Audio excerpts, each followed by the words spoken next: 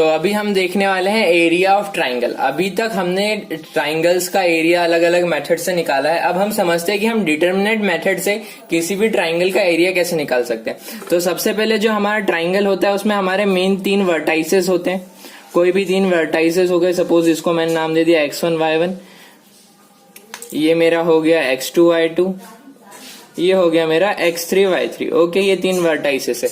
अब मेरे को ट्राइंगल में ये 3 वर्टाइसेस अगर पता हो तो मैं इन 3 वर्टाइसेस की मदद से किसी भी ट्राइंगल का एरिया निकाल सकता हूं। तो उसको डिटरमिनेंट से निकालने का मेथड क्या होता है कि delta equals to 1/2 determinant of x1 y1, x2 y2, x3 y3 और थर्ड कॉलम में हर जगह 1 1 1।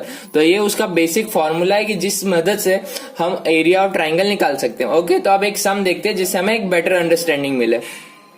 Find the area of triangle whose vertices are this. मतलब हमें एक ट्राइंगल का एरिया निकालना है जिसके वर्टाइसेस ये गिवन है हमें। तो हमारे को मालूम है कि डिटरमिनेंट मेथड से कैसे निकाल सकते हैं हम। डेल्टा इक्वल्स टू 1/2 दिस, ये क्या होगा हमारा x1 y1 मतलब 3 8 -4 2 5 1 1 1 1। ओके, ये आया हमारा। अब बस अब हमें क्या करना है, डिटरमिनेंट सॉल्व करना है। तो इसे सॉल्व करने के लिए हम क्या करेंगे, 3 ये हो जाएगा हमारा 2 माइनस का 1 माइनस का 8, ये हो जाएगा हमारा -4 -5 प्लस 1, ये हो जाएगा हमारा -4 माइनस का 10। ओके, अब हमें ये चीज पता है कि एरिया हमेशा पॉजिटिव होता है, कभी भी एरिया नेगेटिव नहीं होता। तो इसीलिए यहाँ पे आ जाएगा मॉड्यूलस। ओके, 1/2, ये क्या हो जाएगा हमारा 2 - 1 बचा क्या, प्लस का 1 मल्टीप्लाई बाय 3 आया हमारा -4 -5 क्या आया माइनस का 9 मल्टीप्लाई बाय माइनस का 8 क्या हो जाएगा हमारा 72 प्लस माइनस का 4 माइनस का 10 क्या हो जाएगा माइनस का 14 मल्टीप्लाई बाय 1 तो क्या आ जाएगा हमारा -14। ओके, ये चीज आई हमारी हमारा 61 प्लस का 61, तो ये आ गया हमारा 61/2। तो इस तरीके से हमने हमारा एरिया ऑफ ट्राइंगल निकाल लिया। ओके, तो हमें चीज समझ में आ गई।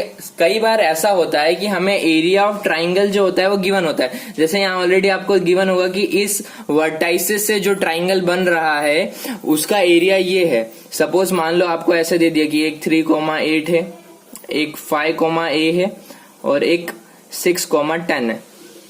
इन 3 वर्टाइसेस से हमारा एक ट्राइंगल बन रहा है जिसका जो एरिया है वो 54 है। आपको ये चीज गिवन है और आपसे पूछा है कि बताओ a की वैल्यू क्या होगी। तो इस केस में हम क्या करेंगे, सिंपली ये मेथड अप्लाई करेंगे। यहाँ पे हमारा 54 1/2 ये सब एज इट इज। बस हमें क्या ध्यान रखना है कि जब यहाँ हमारी डिटरमिनेंट की जैसे यहाँ वैल्यू आई 61 तो यहाँ पे a है तो समथिंग 61 प्लस है या ऐसा कुछ भी आएगा तो वो 2 चीजों में ओपन होगा। एक तो आएगा प्लस वाले में और एक आएगा माइनस वाले में। ये चीज हमें ध्यान रखनी है। कई बार हम यहाँ गलती करते हैं और हमारा आंसर नहीं आता। हमें जब यहाँ से मॉड्यूलस खोलेंगे तो दोनों चीज में खोलेंगे, प्लस वाले फॉर्म में भी खोलेंगे और माइनस वाले फॉर्म में भी खोलेंगे। ठीक है, अब आगे समझते हैं कि हम लोग की माइनर और कोफैक्टर क्या होता है। ये 2 चीजें क्या है कि माइनर क्या होता है और कोफैक्टर क्या होता है। इसे समझने के लिए मैंने कोई भी एक मैट्रिक्स ले लिया। सपोज हम कुछ भी मैट्रिक्स ले लेते हैं। इसमें एंट्रीज है 1 5 7 8 12 13 9 6 4। ओके, समथिंग ये मेरा एक मैट्रिक्स है। अब मेरे को माइनर निकालना है।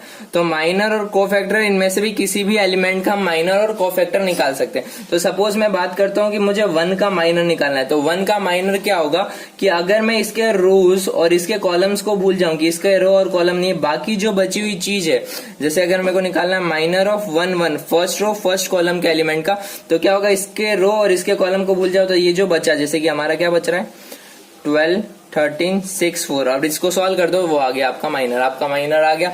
सिमिलरली सपोज मुझे इसका निकालना है, मतलब minor of third row second column का। ये हमारी फर्स्ट सेकंड थर्ड रो और फर्स्ट सेकंड कॉलम।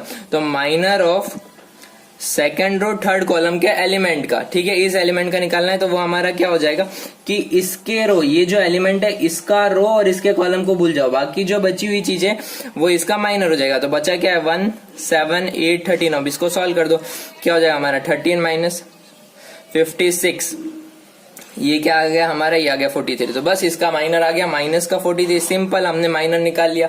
अब देखते हैं कि कोफैक्टर क्या होता है, कि how we can find the cofactor of any element. Okay, तो कोफैक्टर को समझने के लिए मैं क्या कर रहा हूं कि यहाँ पे एक कोई भी मैट्रिक्स ले लेता हूँ, जो भी मैट्रिक्स चाहिए मेरे को। मैंने सपोज ले लिया 1 3 5 8 12 4 6 13 3। ओके, सपोज मैंने एक मैट्रिक्स ले लिया। ओके, अब मेरे को इसका डिटर्मिनेंट निकालना है कि इसका डिटर्मिनेंट निकलेगा कैसे।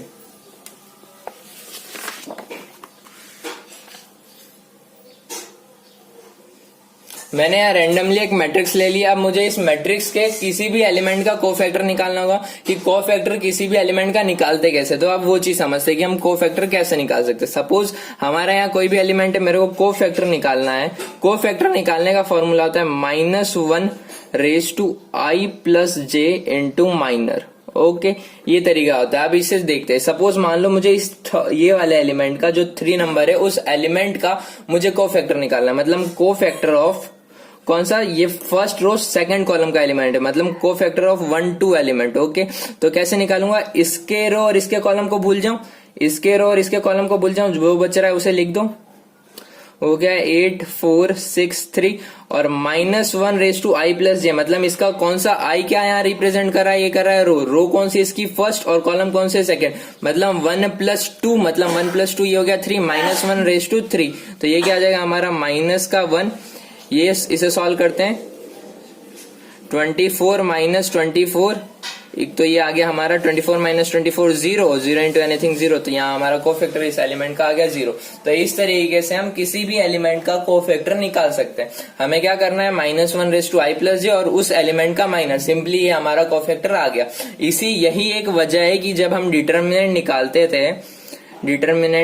निकालते हैं तो उसमें हम फर्स्ट एलिमेंट को पॉजिटिव लेते हैं। क्यों, क्योंकि यहाँ पे क्या होगा 1 + 1, ये हो जाएगा हमारा प्लस का 2, तो ये आ जाएगा प्लस का 1, तो ये प्लस हो जाता है। फिर ये सेकंड वाला माइनस होता है, फिर ये प्लस होता है, फिर ये वाला इसके रिस्पेक्ट में नेगेटिव, ये पॉजिटिव। इस तरीके से अल्टरनेटिव साइन आती है। तो डिटर्मिनेंट निकालने का क्या तरीका होता है कि नंबर जो हमारा जिस नंबर का निकाला, जैसे मैं यहाँ 3 का निकाल रहा था, तो यहाँ पे मेरा आएगा 3 और फिर उसका आ जाएगा कोफैक्टर। ओके, इस तरीके से डिटर्मिनेंट निकलता है। तो ये रीजन है कि यहाँ पे क्यों अल्टरनेटिव साइंस आती है।